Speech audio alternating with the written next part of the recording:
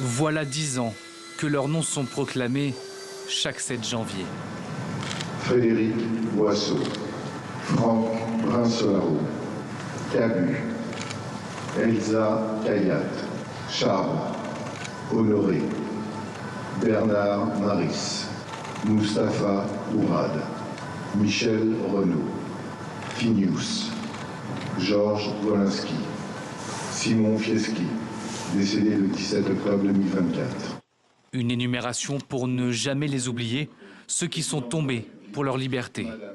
Une cérémonie dans l'intimité, comme chaque année, pour respecter la volonté des proches des victimes. Seule différence cette fois-ci, la présence d'Emmanuel Macron. Puis la Marseillaise retentit.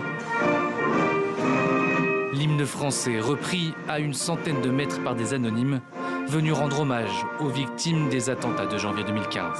Qu'un sang impur abreuve nos sillons. Je suis venue pour la liberté d'expression surtout, parce qu'on écrit quelque chose qu'on doit tuer en contrepartie. Voilà, et puis que ça ne se reproduise pas et surtout qu'on n'oublie pas. Quoi.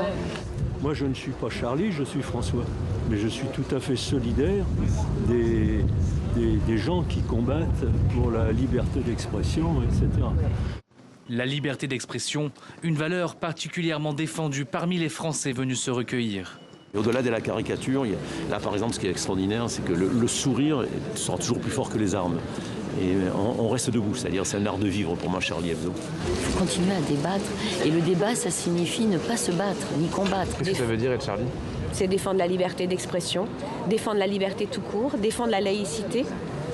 Les commémorations se sont ensuite poursuivies quelques mètres plus loin, au niveau du boulevard Richard Lenoir, pour rendre hommage au policier Ahmed Merabé, lui aussi tué par les frères Kouachi.